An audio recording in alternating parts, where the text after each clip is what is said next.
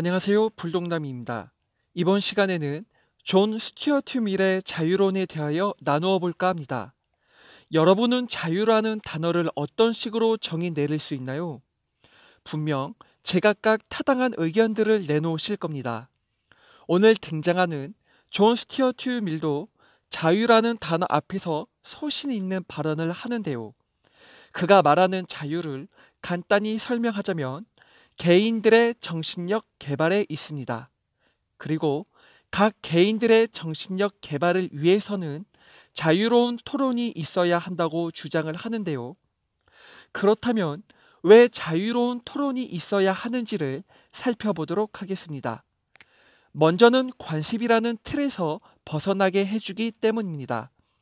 관습이라는 것은 한 사회 안에서 사람들이 공통적으로 가지고 있는 유사한 감정이라 할 수 있습니다. 그러다 보니 모두가 맞는다고 하는 명제에 대해서는 깊게 생각하지 않는 경향을 띠고 있죠. 즉, 감정이 이성보다 앞선 경우라 할 수 있지요. 이 같은 상태를 무오류 논증이라 합니다.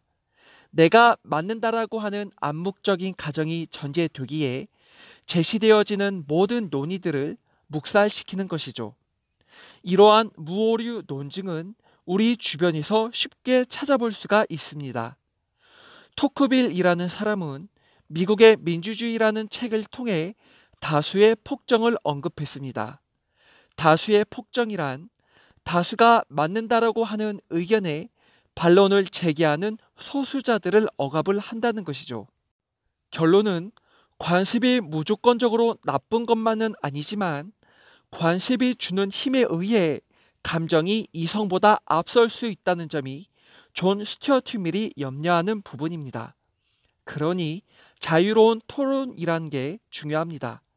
자유로운 논쟁은 우리의 감정을 배제하고 합당한 이성적 근거들로 자유로운 선택을 할 수 있게 만든다는 것이죠.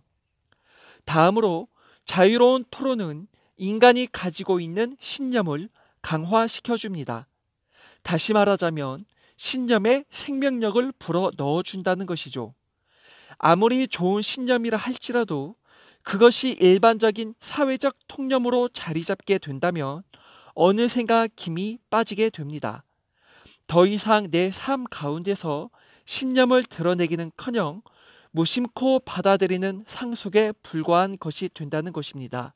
하지만 자유로운 토론을 통하여서는 내가 가지고 있는 신념에 대하여 방어 자세를 취해야만 하죠.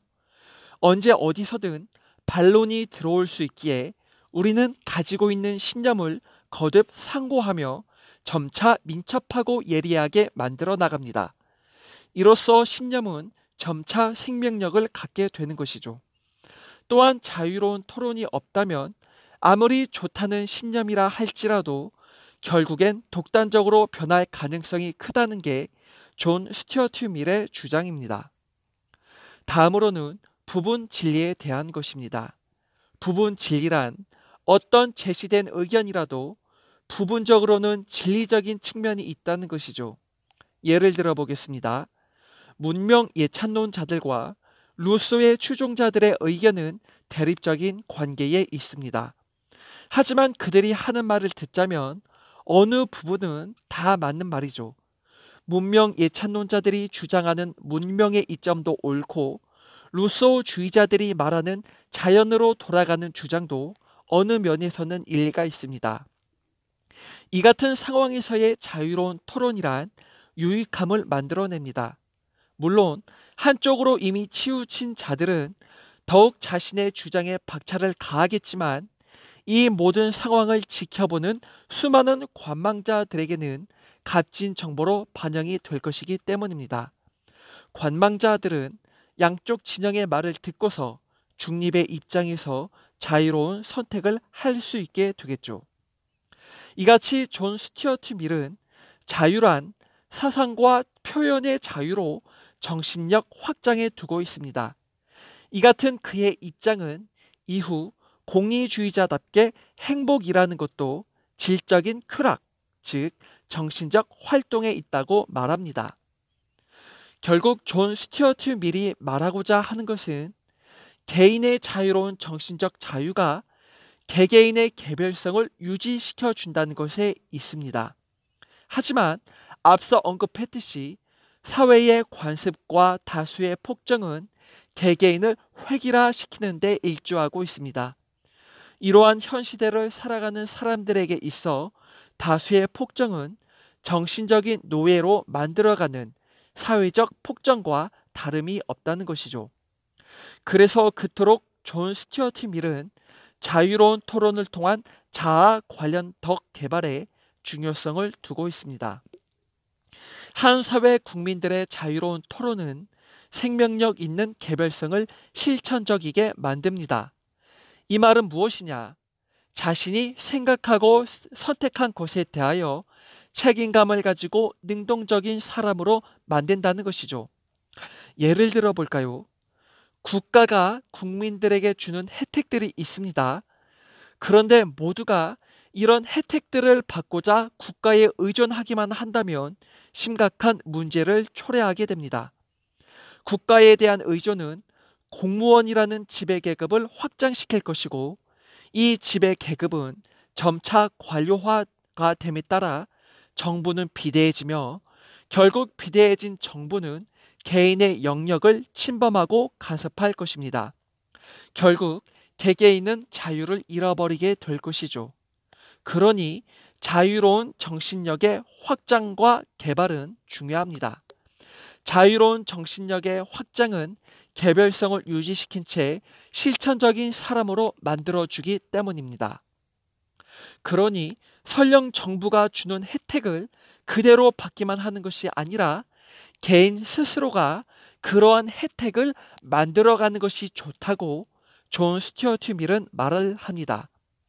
이러한 분위기 속에서 개개인들은 개별성을 가진 채 자연스러운 경쟁을 하게 될 것이고 더욱 활력을 얻게 될 것입니다.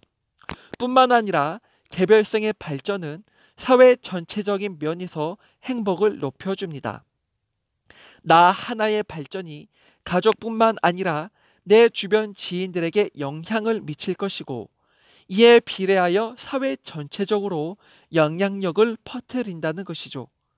존 스튜어트 밀은 이를 사회적 유용성이라고 말을 합니다. 정리하자면 사상과 자유로운 표현이란 자유로운 논쟁과 토론으로 가능한 것이고, 이것들을 통하여 발전된 개별성인 주체들은 결국 사회적 유용성을 증진시킨다는 것이죠. 이제 마지막으로 존 스튜어트 밀이 말하는 해악의 원칙을 말해볼까 합니다. 사상과 표현의 자유가 주어진다 해도 그 자유가 타인에게 피해를 입히는 경우가 있겠죠. 그래서 존 스튜어트 밀은 무조건적인 자유 방임이 아니라 자유를 누리기 위한 적절한 선을 긋습니다. 그 선이란 개인 스스로의 자유를 누릴 수는 있으되 타인에게 해악을 끼친다면 제재를 받아야 한다는 것이죠.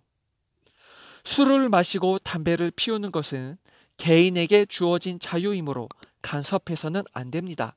하지만 술을 마신 채 운전을 한다면 말은 달라집니다. 또한 담배를 피우는 것도 버스 안이나 지하철 같은 공공장소라면 말이 달라지겠죠. 이같이 존 스튜어트 밀은 자유는 타인에게 피해를 주지 않는 범위 안에서만 가능하다고 합니다. 그런데 이후에 존 스튜어트 밀은 해악의 원칙을 더 발전시켜 공리주의로 연결을 합니다.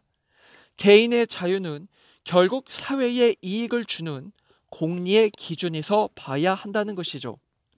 그리고 여기서 존 스튜어트 밀은 어느 정도의 해악은 불가피하다며 인정하는 부분이 있습니다.